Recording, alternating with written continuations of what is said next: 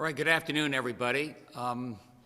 Daily update here with Paul Mounds via the virtual world, Josh Jabal, Amy Porter with us, a Commissioner of Aging and Disability, because we are going to be focused on vulnerable populations today. And Dr. Coe is here on behalf of the Reopening Committee to take any questions you've got as Reopening Committee starts to wrap up its work aiming towards our May 20 date. Very quickly, I'll just show you on our daily summary. You could say the positive cases are up, but I'm a glass half full type of person. What that means is, as a percentage of the tests performed, it's down, and slightly under 10%, which is, again, a very important metric. And I'm very pleased that the number of tests you see are ramping up, 6,600. Tragically, another 94 fatalities, and that's up as well a little bit over the last few days. And current hospitalizations is now in its third week of a downward progression, which is such an important metric for us. Let's just jump ahead now to what we need to do to protect the most vulnerable of our populations.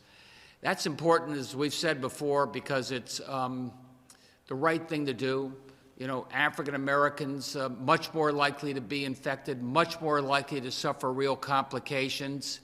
And it's also important to do when you look at the fact that it's in certain areas that you have the most risk of a flare-up. Look at the congregate housing here, for example. Who do we need to protect? The congregate housing. You know, that's assisted living. That's prisons. That's nursing homes. These are the groups that are really important that we keep them protected, which is part of what our testing protocol is going to be and why we focus on that. Frontline workers. You know, look at the nurses, the first responders, our officials, public safety. They're the folks interfacing every day, often with these vulnerable populations. These are folks who we're going to take a special effort to protect. Racial and ethnic minorities, as I suggested before, particularly vulnerable. Because they have some pre-existing conditions, but also densely populated communities, those that live in areas where it's not easy to socially distance, where you have more people in a home. Those are the populations we're really going to focus on when it comes to testing, when it comes to the support groups. And finally, that group that is high risk due to age. Unfortunately, I am in that category. And people over the age of 60, 65, they should be staying at home. Even as we slowly think about reopening parts of our economy, they should be staying close to home. And those, again, that have some of the pre-existing conditions, especially that which impacts the lungs, say asthma, those are the things that give you the greatest risk, and those are the people we need to protect.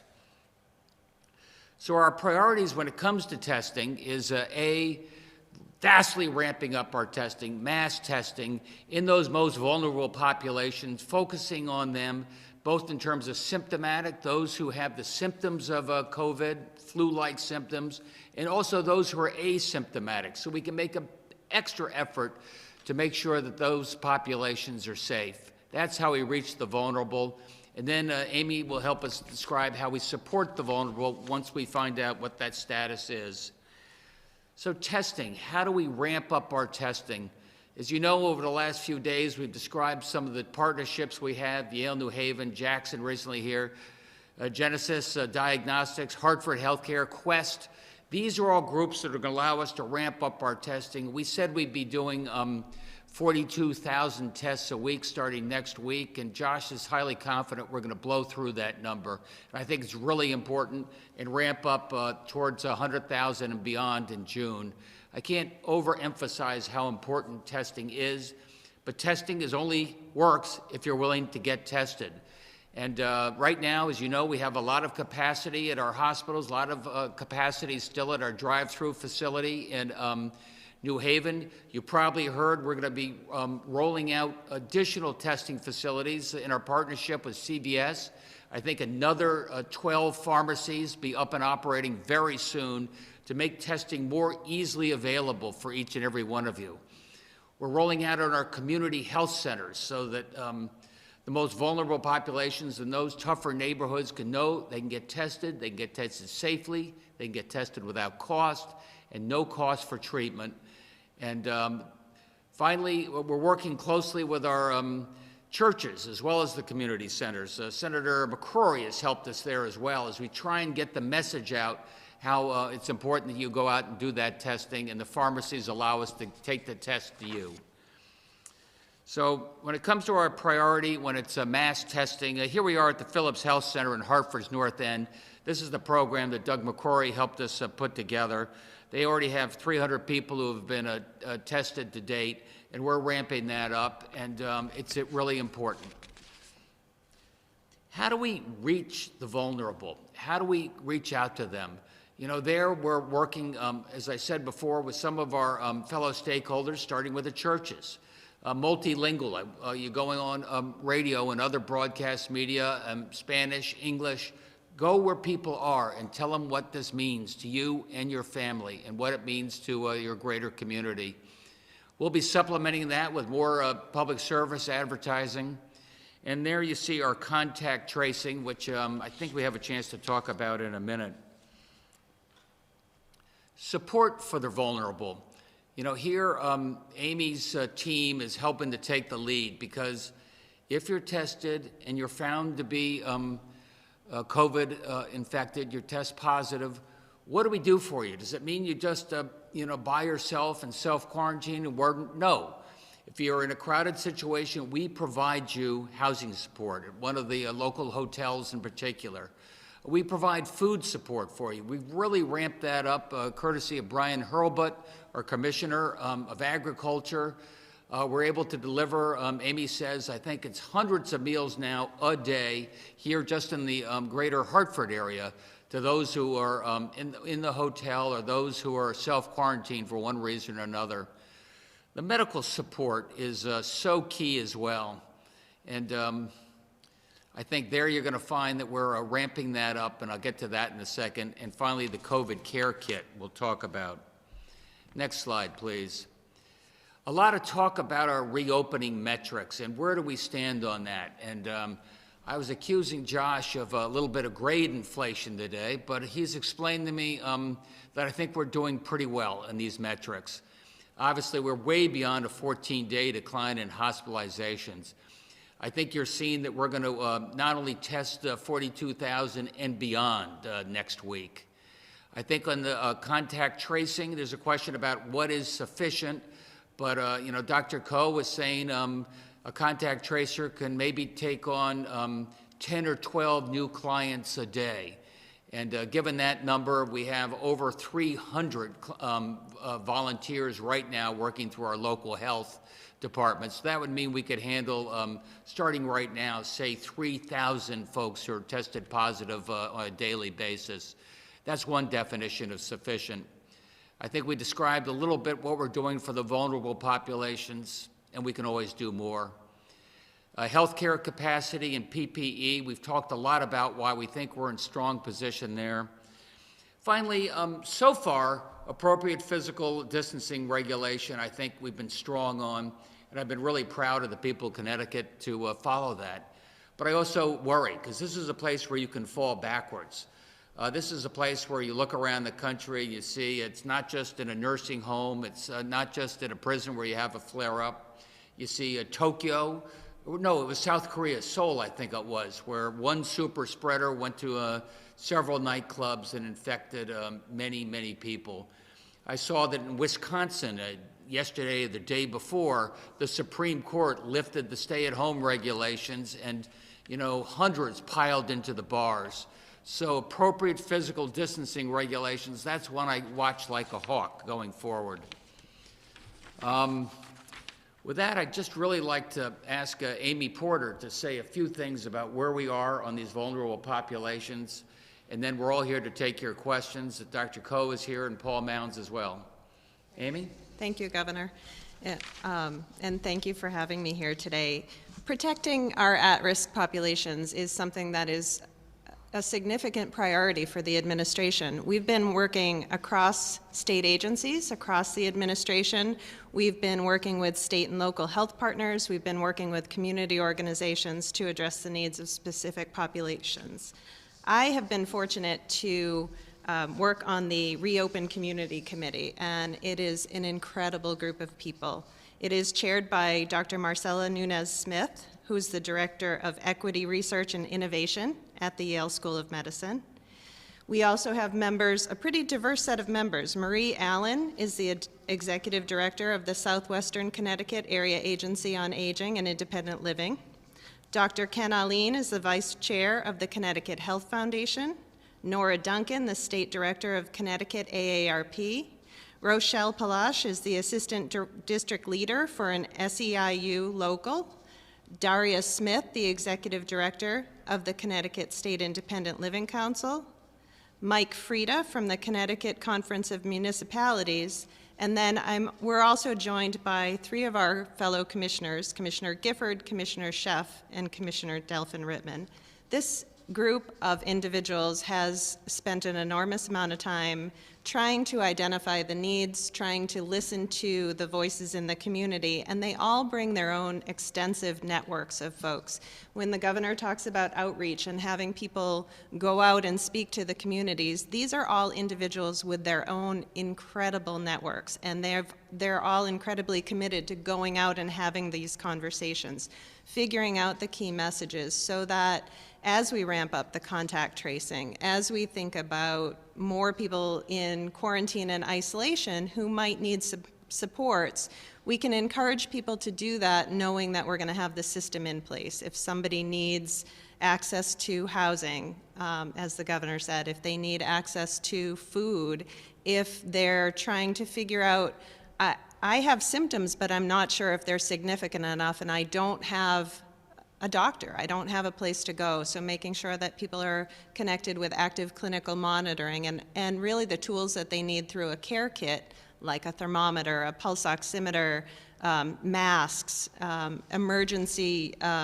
information, educational materials about what to do as symptoms progress. So that's all the pieces that we're ramping up to make sure that folks that are in quarantine and isolation are supported as we move forward. Well, thank you, Amy. Any questions, Max? The Connecticut Mirror. Good afternoon. Governor, you are, I assume, in receipt of a letter from 11 Democratic state senators, which I won't go into all the letter because it is chock full of questions. But first question, do you have a general response to their concern, which is quite simply that they have doubts that the state is ready, that they don't have confidence that the metrics for how to judge when it's safe to reopen and remain open have been defined. They also have questions about the availability of testing and contact tracing. So could you please give a response to that? I think they should listen to our briefings here. I think Dr. Coe and his team helped put together a set of metrics. I believe the Senate Democrats thought the metrics were really appropriate. Then we've tried to do on at least a weekly basis, as we did today, to show you where we stand on each of those metrics. Maybe they wanted more testing, but we've far exceeded what we planned to do. And maybe they want more contact tracing, but we tried to say we have more than enough to handle everybody we find to be infected now. Can we always do more? Yeah, I appreciate the ongoing concern that people have.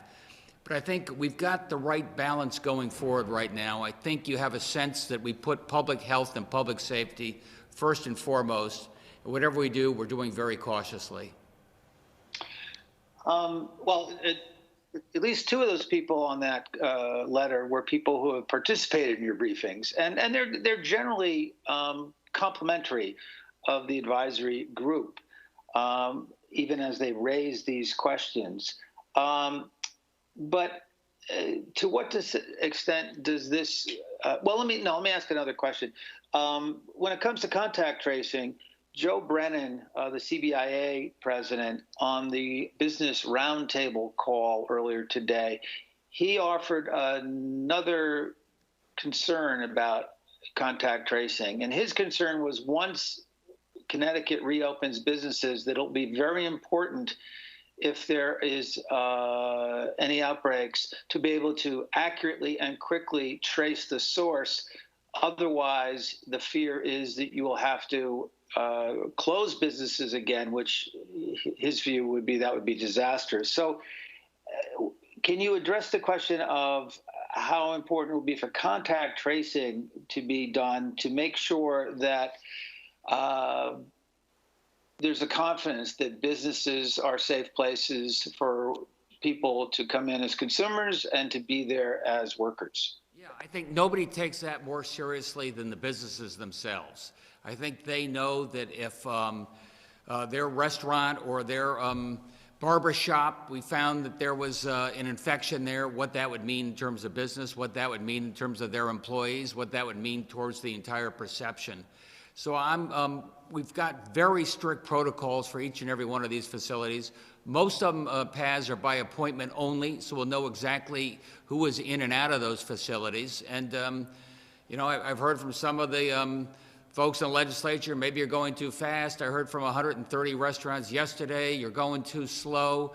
We're trying to get a balance going forward to keep you safe first and foremost and convince you that on all these key metrics, which we described at the beginning of this session, we're taking your health first and foremost. And the last thing is that one of the questions was about looking at your approach to statewide standards as opposed to Governor Cuomo, who's now talking about differentiating reopening based on county.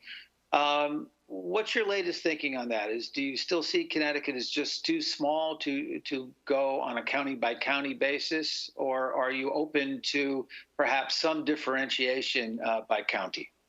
At this point, I just think we're too small. I mean, to go to Lake Erie is a 6-hour drive, but if you're in New Haven, you can get to any part of this state in an hour or so. We're a relatively small state, so the idea that you would open up a restaurant here or not there, or a hair salon here but not there, I think the possibility is promoting a lot of traffic back and forth. But, you know, frankly, we can always take a second look at that as we see what transpires going forward. But that's my strong inclination so far. And frankly, it was a strong inclination of the Reopen Connecticut Committee, who I listened to. Thank you. Channel 3 Eyewitness News.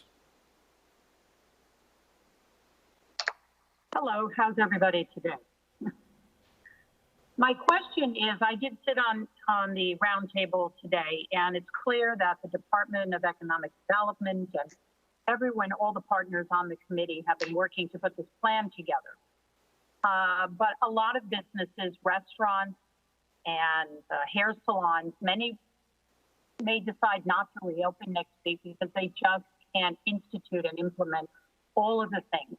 What kind of message do you think that will send to people that it's still not safe or it's going to get better? I think it would send the opposite message, that these restaurants or salons are very thoughtful. They're only going to open when they're absolutely ready. And if they want to take an extra week or two, I think that's totally appropriate. And I think we've seen that around the country.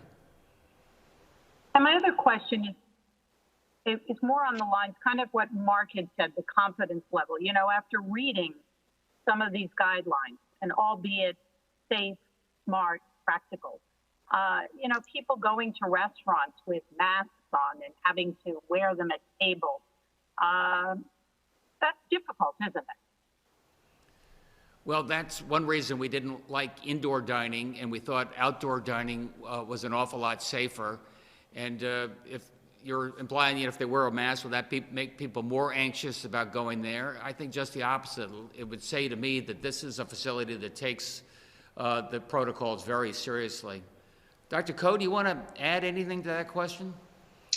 Yeah, I think what we know and you know, what we've known from outbreaks throughout the world, but also here in the United States, is that it's really being indoors in confined spaces, which is problematic and has a higher risk. When you're outside, you have hundreds of liters of air exchange coming through. The risk is really quite mitigated, and so that was, I think, behind the Reopen Connecticut Advisory Board, but also the state's recommendations to have outdoor activities, just as we're doing with biking and hiking, but also outdoor activities, whether it's outdoor restaurants. This is kind of the same logic, and I think also the other issue. And just to reinforce what the governor had said is that in the criteria, the guiding principles for reopening for phase one, choice is an important one. So those restaurants, those businesses that are not feel that they can, go on these guidelines, which are actually quite well developed by our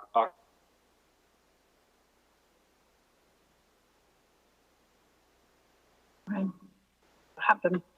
He was making an excellent point, but maybe we should keep going for a second.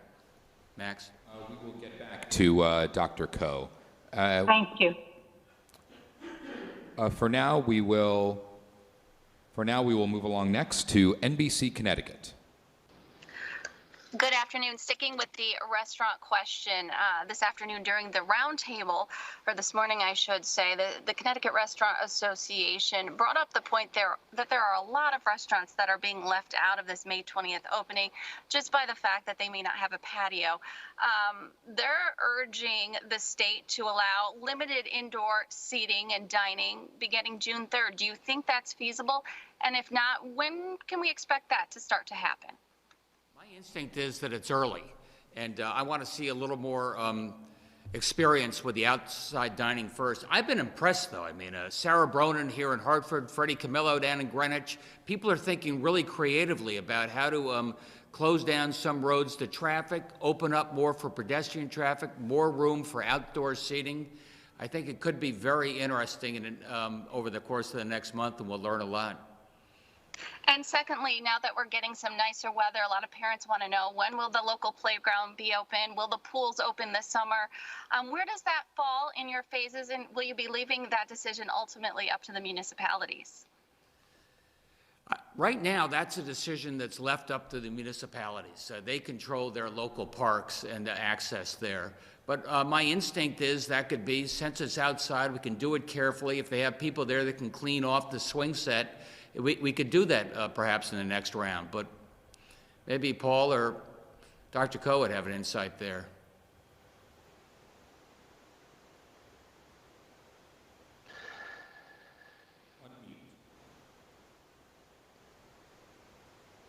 Paul's on mute. I am on mute. No, what you said right there, Governor, is right on line. That local decision, local pool, local park as a decision for the local municipalities. We have set standards through the Department of Energy and Environmental Protection for our parks and for our beaches. And we also hope that municipalities would follow the lead that Katie Dykes and her team through the Reopen Committee as well have put forward. That's also serving as a guide for our regional partners as well. Thank you. And Dr. Coe has rejoined us. Dr. Coe, the question was the possibility of playgrounds and local parks reopening at some point and what might be required in order for that to happen. Unmute. I think there was a previous question about the safety of activities, whether social or business outdoors. And outdoors is certainly much safer than indoors in confined spaces. And in terms of making playgrounds and in our parks safe, I think the concern is to maintain social distancing, the use of face masks that prevents transmission from person to person.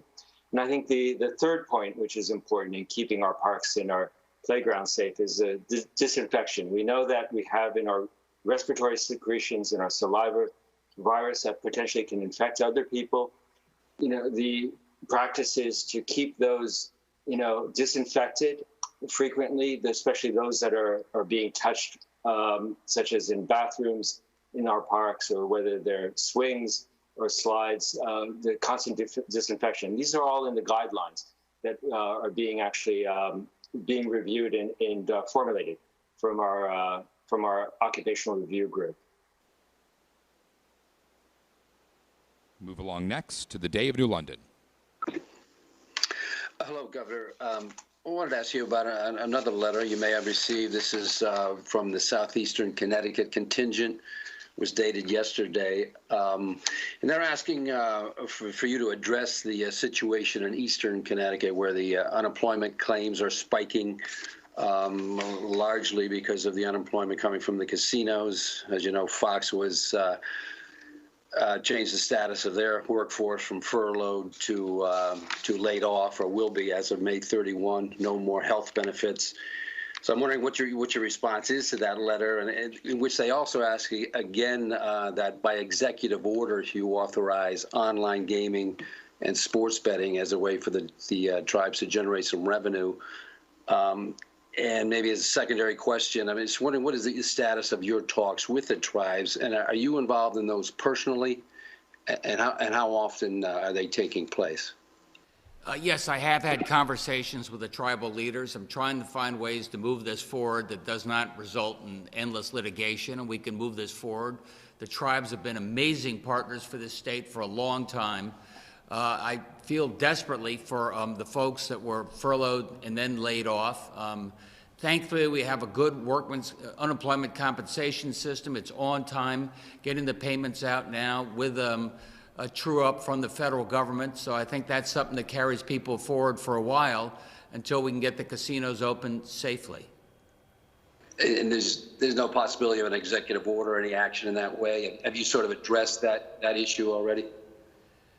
An executive order to authorize online gaming, sports betting? No, I think that's going to take a little more discussion right now. There are a lot of players involved in that who have strong feelings, and I would like to see this get done in a way that saves us from endless litigation. We haven't gotten it done for the last 5 years, but I think you're right. Now is a good time to have that conversation. Thank you. Fox 61. Hi, Governor Lamont. This is Taylor DiCello. I'd also like to respond to the comment that you just said that we have a good unemployment system that's on time and getting payments out now. Well, since the beginning of April, I've been working with Nancy Steffens at the Department of Labor to answer people's common questions. This evolved to where I'm now personally sending the Department of Labor specific claims. I answer nearly 200 emails a day from claimants who say they cannot get a hold of the Department of Labor. Many of them respond saying I'm the first person they've heard from in nearly 2 months in regards to their unemployment claim. I was just on the Department of Labor call, and they say they're hiring dozens of people to help answer general questions. But this does not help people today who haven't seen any income for 2 months. So, Governor, what are you personally going to do to expedite this process and ensure the people of Connecticut that when they pick up the phone to call the Department of Labor, someone else is going to pick up on the other side and help them? Yeah, no, that's a fair question. Unemployment claims, as we said before, spiked up dramatically. Our old Cobalt system, the number of people there had a hard time keeping up. Thanks to a lot of amazing work over there, we've answered, I think, well over 95% of those claims. Well over 450,000 payments have come out. The $600 true-up has come. They had some catching up to do. You're absolutely right about the self-employed, but I think we've had tens of thousands of those payments have been made. I'd like to think we're very close on that. There are, though, still many where maybe there was an error or problem in terms of the original submission. Those have been slowed up. Those generate an awful lot of telephone traffic. Obviously, online results are a lot faster. But I can tell you that the commissioner there is doing everything he can to get additional people there to answer phones, because in this time of crisis, tomorrow is not soon enough. Maybe you're not aware of the situation fully, but we have people who call the Department of Labor and are on the phone for 6 hours, and then the Department of Labor phone lines close and their call is never answered. So why does it take us pushing you to get people hired at the Department of Labor in order to answer general questions people have? I mean, I'm having trouble answering these people's emails. I'm looking at an email right now from Emily. She's a single mother of a 5-year-old. She hasn't had any money in 2 months. So what do you suggest I say to her? Just wait it out another week? Well, first of all, I didn't need you pushing me. This is front and center in terms of all of our priorities. We faced it head on a couple of months ago when this started ramping up big time. I've looked at all the other states that are in similar or worse situations, but no excuses. If Emily or others need that extra support, maybe just send us those names. We can try and respond as best we can on an individual basis. But even more importantly, know that Every day, I believe the good people over at Department of Labor have ramped this up in a significant way, got almost all of the claims that were properly processed out the door right now, and I think we're catching up big time. Telephones are just a mess. They're a mess in cable TV where I came from, because when there's an outage, you know, everybody calls at the same time. And that's no excuse. We've got to do better there as well, get additional people who can at least give people the answers to the questions they need. I take your message loud and clear. Next to the Associated Press. Good afternoon, everyone. Governor, I was hoping to follow up on Brian Hallenbeck's question regarding the letter from the Southeast delegation. Is there any alternative to gaming, online gaming or something like that, that they're asking for to help this region? Because this, I can't think of another part of the state where such a huge employer is shut down. You've got thousands of people out of work. You've got the city of Norwich that has a public utility that lost about, I don't know, over 20-something% revenue because they're not getting the casinos. Mohegan was buying water from them. You've got laundry company that's no longer buying electricity and water. I mean, it's a huge economic hit. Is there anything that is in the works to maybe help this part of the state? Well, I really care about the people. I care about getting those people back to work safely. I do worry a lot about the nature of a big gathering place like a casino is, that does bring in people from all over the region and maybe all over the Northeast region. Seems to have a big, a number of elderly that are attracted to something like this. So I've got to work very carefully with the tribes to make sure what we do when is done in the most thoughtful way possible, because it's it can be a place that's a source of high risk if we don't take it appropriately. And are there any other options? Oh, go ahead, I'm sorry. Yeah, no, and I would just also add that the governor has been in constant conversation with the tribal leaders. We'll continue those conversations tomorrow. Myself and Commissioner David Lehman will be part of those discussions as well. And we're also having discussions with our regional partners, understanding what is happening in terms of casinos in our region. In terms of your more specific question, Sue, in terms of anything else that we're doing, you basically have spoke directly at the core. The core is that these two entities play a large factor into that region, and that's why we're having explicit and direct and constant conversations with them, but also understanding the overall public health aspect of casinos and the way that they play a role as not only cultural, but also tourist attractions in our region. But I'm just wondering, is there any kind of thought about a bailout plan or something? I mean, just, I'm familiar with Norwich because I live here, but there's, over 164 vendors in Norwich alone and a lot of them are out of business right now. And like I said, the city itself relies on revenue from the public utility, and that's not coming in as much. That's first of all, we still have $100 billion in the PPP loans from the federal government. So, Sue, I'm going to take that message to David and see if we can target those companies where maybe we can get them some immediate assistance now. Okay, thank you.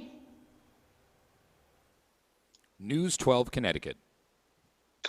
Hi, Governor. So when you talk about contact tracing, are we talking about asking restaurants and businesses, stores to, collect detailed information about customers? I mean, I know some states are thinking about that. There are some privacy concerns, but I mean, aren't you really going to have to do that to figure out, where an outbreak started?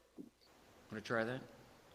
Yeah, no, regardless of where when someone tests positive and they go into the contact tracing system, regardless of where they've been, whether they've been in a business, whether they haven't, they're interviewed and they if they opt in and they're willing to participate, which we expect based on experience, most people will, that most people want to help, most people want to protect their friends and their family and help protect their health. We'll follow those leads wherever they will be. But again, it is voluntary at this point, but we are optimistic. I think the people of Connecticut have shown that they want to play an active role in doing the right thing to help reduce the spread of COVID, and participating in the contact tracing efforts are a very important part of that. But I mean, obviously you can, the person who contracts COVID can tell you, where I've been and so forth. But how do you figure out who all the other people that were at that restaurant that day are? First of all, he tells us who he came into contact with. That's the most important thing we do in the contact tracing. When you get that call, we say, who have you been in contact with over the last 3, 4, 5 days? And and he can or she can say, I'd like to give you that information, or I wouldn't like to give you that information. Most people we think we're already beginning to do this, and as Josh said, that's a way to keep your friends safe. And Governor, real quick, any update on the dentist and the hygienist after yesterday's meeting? I think we've got some good news there, Josh. Yeah, so the group that met yesterday, they're bringing together the synthesis of their thoughts and recommendations. We expect that that's a document that could be finalized as soon as tomorrow, potentially more review to come, but the sense was from the group that was there, which was equal parts of hygienists as well as dentists, was that there was a lot of common ground around what the right protections are for hygienists for more routine procedures in ways that don't generate aerosols, that ensure that the people working in dentist offices have all the necessary protective equipment. And if they don't, then they won't open. That's going to be a very firm requirement to make sure that employee safety and patient safety comes first. That's true for all of the guidance we're putting out and all of the actions that we're taking in these baby steps for May 20th. So we're not looking at like a blanket delay? For dentists specifically? Yeah, exactly. Yeah.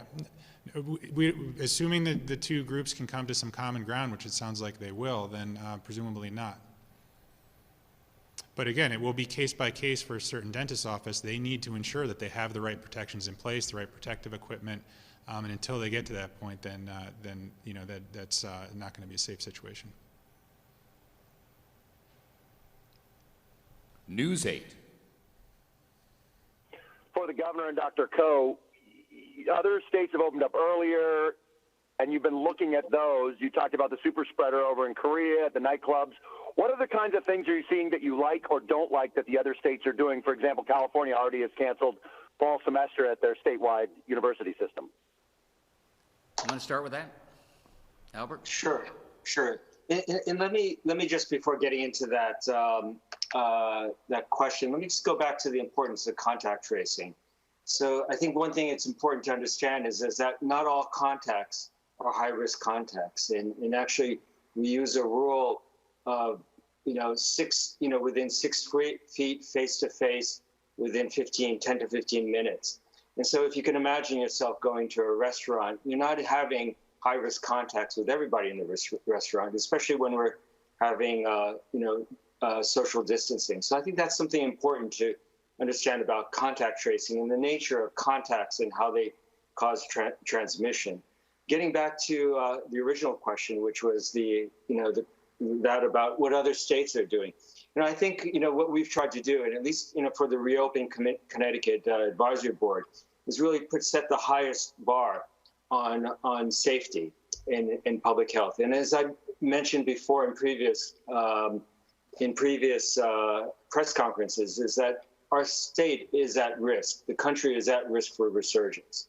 We know because of the transmissibility of this disease. So we have to put in all of the detection systems, such as the ramping up, which is, the governor and Josh has said it's at 42,000, so we can detect an adverse signal, the risk of a resurgence. And we're going to have to keep that going. And that's a critical key pillar of our response.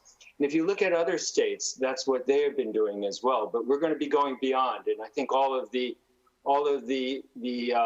interventions that the governor talked about today about protecting the vulnerable, that's been another key cornerstone of the Reopen Connecticut Advisory Board's recommendations, as well as the state's recommendations. We have to protect the people in nursing homes. We are doing the same, and as many other states. New York, has just announced that they're screening their nursing home workers to protect their nursing home residents. We have started doing this already in Connecticut.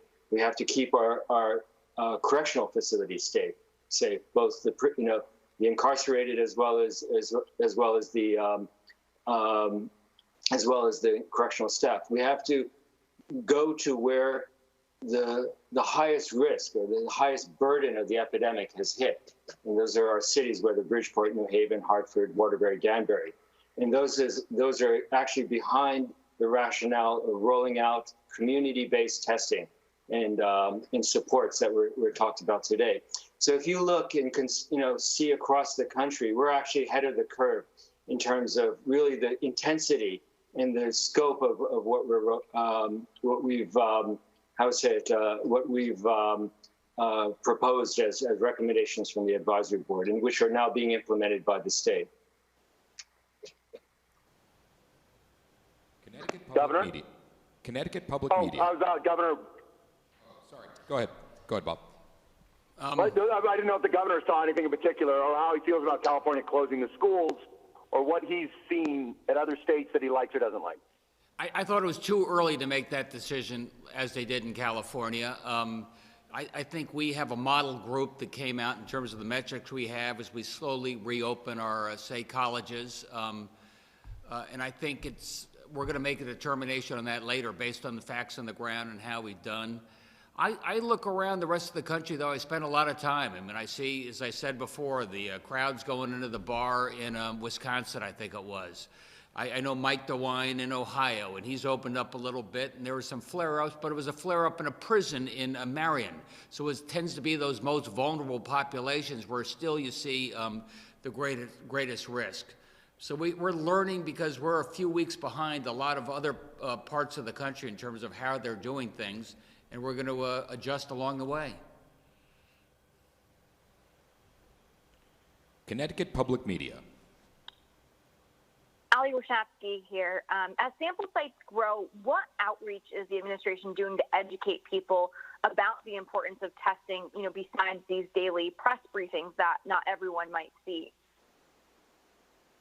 Amy, you want to talk about that a little bit, how we're educating people about the importance of testing? Yeah, thank you. We are working with a lot of community partners. That's a lot of what our community committee has been talking about, making sure we can get the key messages out there, but also making sure that we have the right partners to be able to do that, to go into the communities, to share the messages about how important it is to be tested, how important it is to do that for yourself, but also for those around you. So we're working with our community partners to make sure that those messages get out. And by community partners, do you mean like churches? Can you give us an example of what community partners are?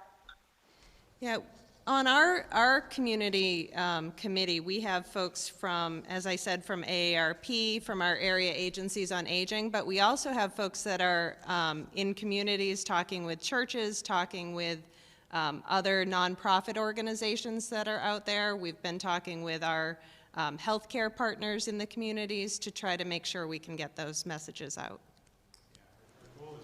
Thank you. And our goal is really to work through the organizations that are established and trusted in those communities, right? So it's friendly faces for folks that know they can come out and receive testing, receive other care if they need it, receive assistance. So we're not really looking to reinvent the wheel, but more get resources out into the communities where they can be most effectively deployed. And I'll also add, one of the most effective marketing tool for testing is actually having testing in the neighborhoods in which the individuals are actually living and where they congregate, where they call home. And that was the perfect example that the governor spoke in the onset of the press conference of the work with Hartford Healthcare, Senator Doug McQuarrie, and Phillips AME Church that had over 300 people there get tested. That was a community that knew that church, knew that senator, and those are the kind of examples that we're looking to replicate throughout the state. okay, and for the tests, are most of them being done here, or are they being sent out for the results? Are we to the point where most of the tests are done in states? Yeah, so in the Early days of the epidemic, most of the tests had to be done out of state at the big commercial labs like Quest and LabCorp. And that was part of the reason that some of the test results were turning around too slowly, frankly, to be able to support contact tracing and some of the rapid interventions that we're designing now. So in the RFP that we've done and the contracts that we've been awarding to help scale up our testing capacity, we've really focused on that turnaround time, and that's really drawn us to a lot of in-state labs like Jackson Labs, Yale, Genesis Diagnostics, and others where we're in-state. We have control over our own destiny here in the state of Connecticut, but most importantly, we know we can get that rapid 24-hour turnaround and get those positive cases into the contact tracing system as quickly as possible. So today, the vast majority of the testing that we've scaled up is in Connecticut. First Connecticut Media. Thanks, Max. Hi, Governor. Not to be presumptuous to put words in your mouth, but you were just saying we're going to adjust along the way. Isn't that really what you're trying to get across to people who want to know when the phase 2 openings are going to start, when the restaurants are going to be allowed to move some people indoors, and the whole phase 2 aspect here?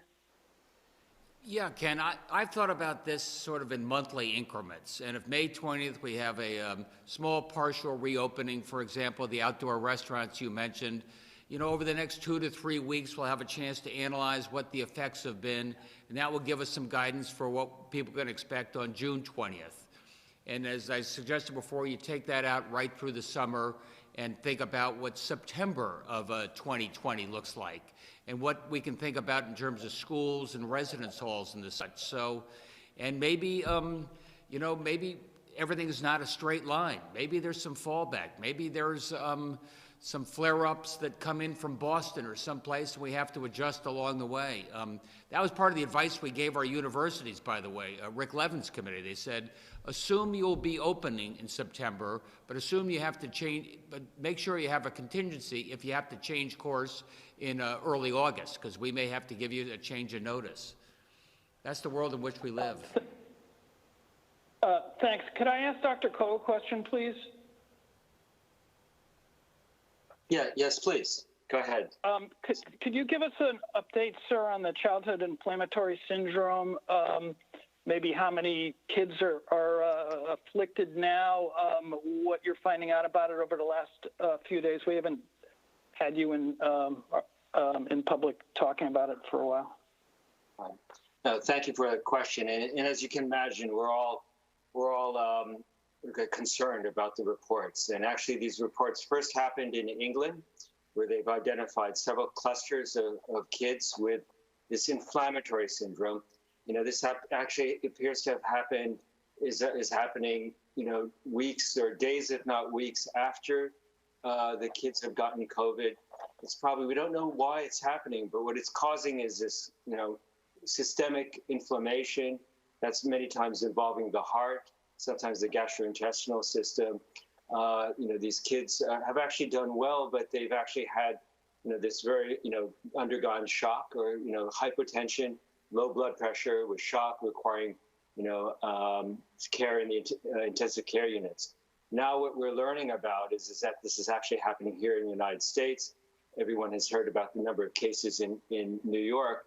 And just like New York, we're several weeks behind. So now we're starting to identify these cases among our kids. At this point, and I was just talking to my colleagues and friends at Yale New Haven Hospital, Dr. Rick Pierce, as well as Dr. Juan Salazar, who's the chief medical officer at Connecticut Children's Medical Center. You know, they're seeing cases. They have right now 4 cases at Yale New Haven Hospital and 2 cases, and perhaps a third suspected cases in Hartford. So this is something that we're worrying about. This is concerned about, where we know that, you know, we're going to learn a lot probably about why this happens, who it happens. I think what we know now, at least at this part, is that there's likely an association with the COVID virus.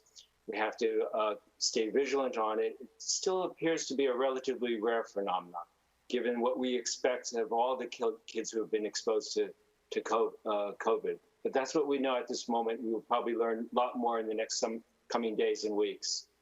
Yeah, but let me just add to that. I get a lot of feedback from people that say, look, just put the vulnerable population away. Put them, quarantine them, and let the other 75% of us go.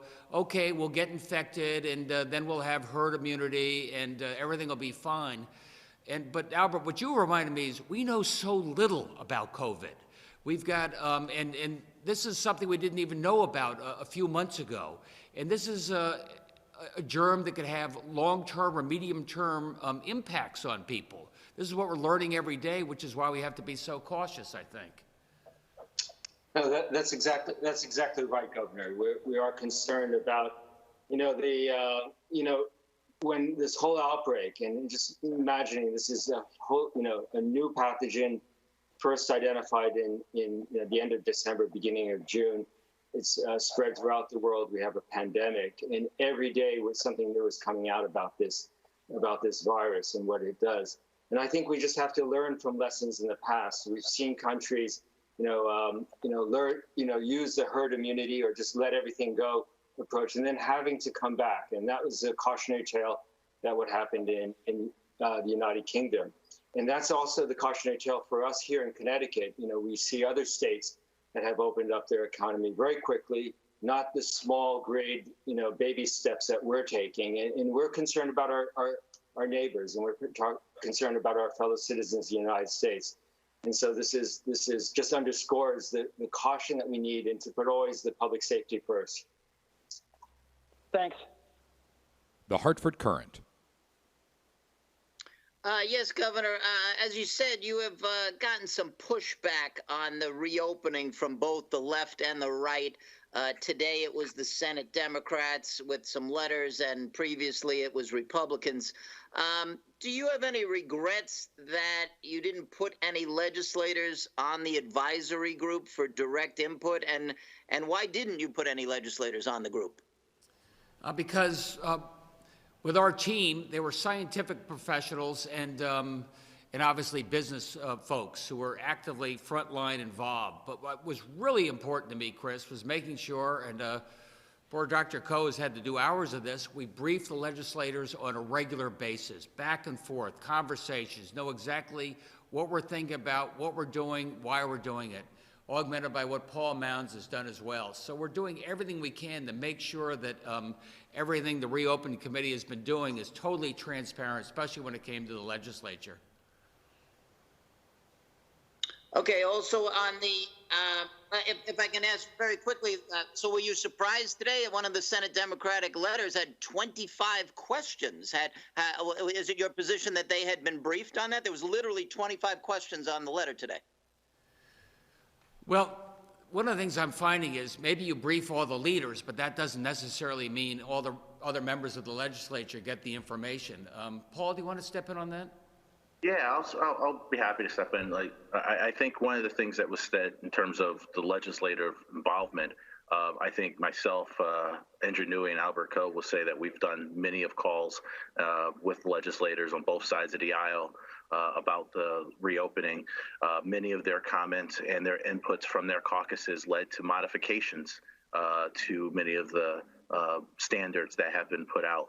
I could speak directly to Dr. Coe, who did about an hour-and-a-half call just with Senator Fasano the other day based upon a request he has. I will say this overall, the legislature always has a role to play, and the executive branch has a role to play as well. And we've been working in collaboration in all aspects as it deals with this reopening, making sure that they're well up to date, making sure that their input is as part of the process. At the end of the day, the decision making on this is not just from the recommendations that come from the Reopening Committee, it comes directly from the governor, who takes in all this information and make these decisions. We've been working under that aspects. We'll be happy to answer any legislators' questions.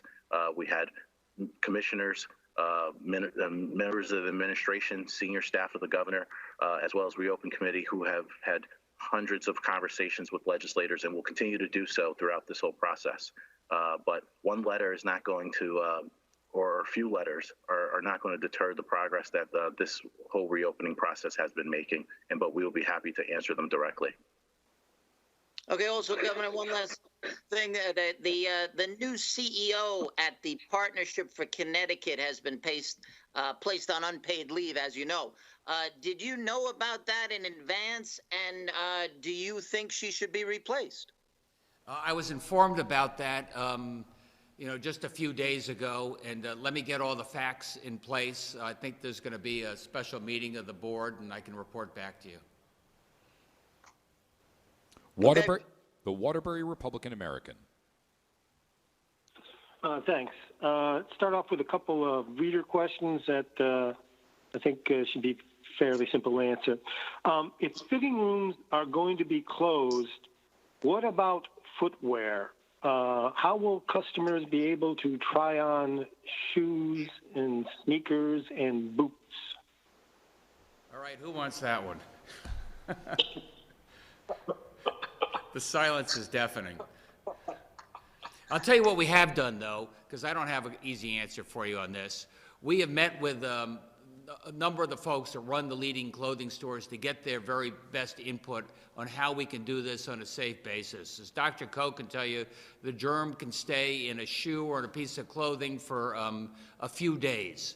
I can't tell you exactly how they've resolved trying on shoes, but I know they've come up with a solution.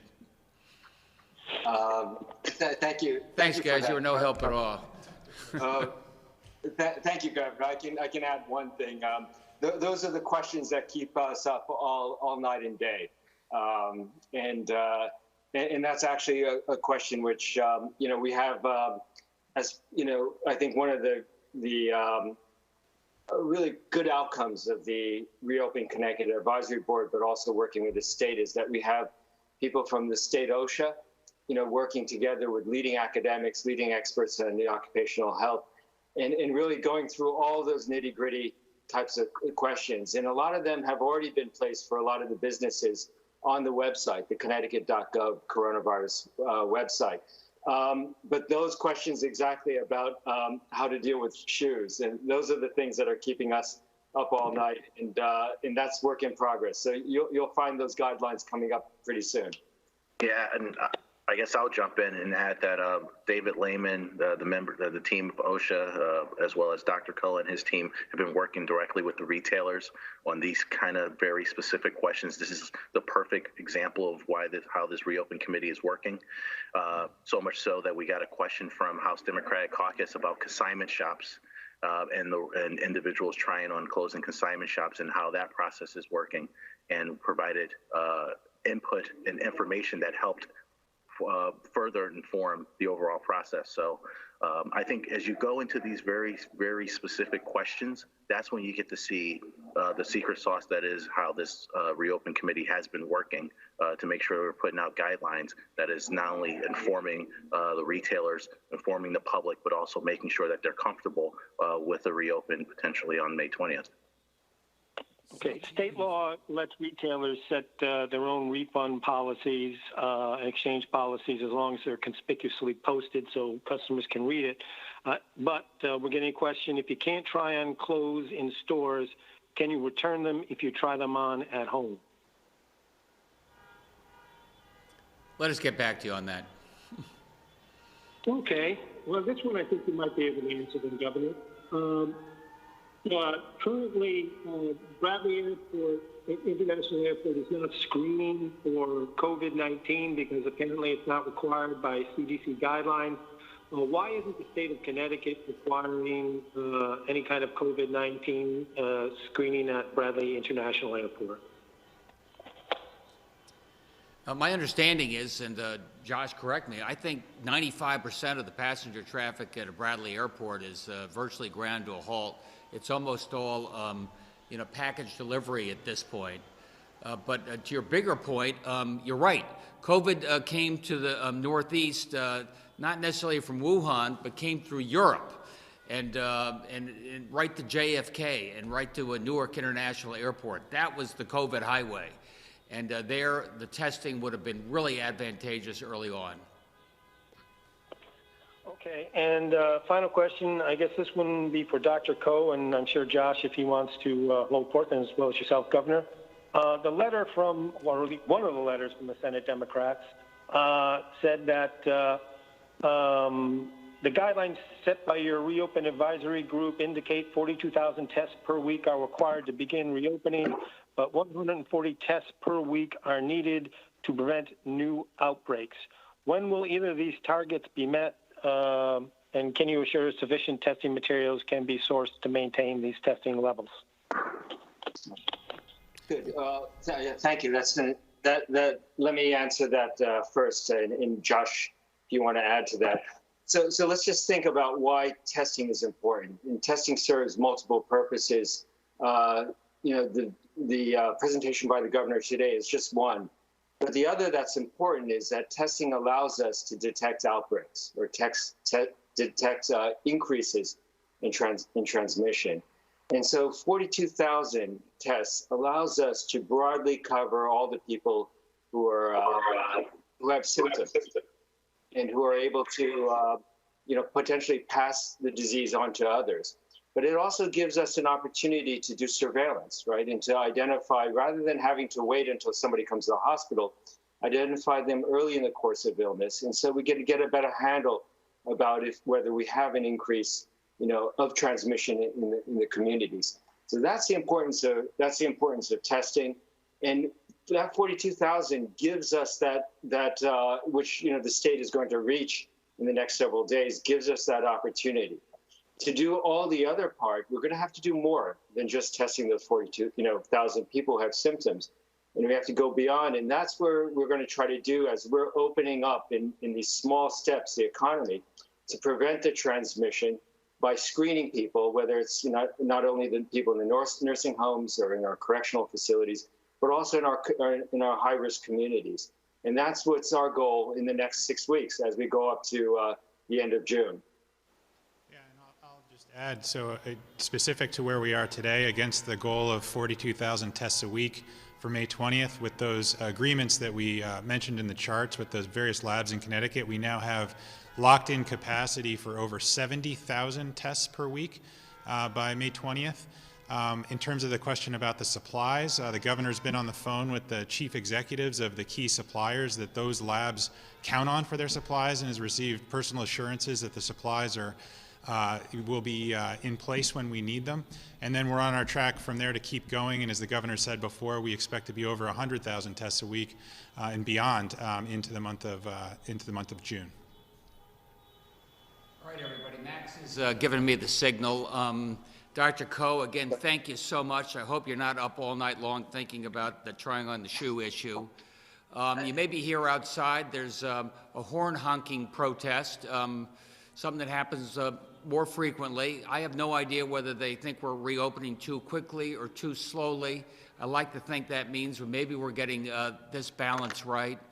And Dr. Ko just reminded me, talking about the childhood effects from the COVID, to misquote Donald Rumsfeld, we know what we know, but what just importantly is to know what you don't know. That's why what we're doing, we're proceeding very cautiously, one step at a time. Thank you, everybody.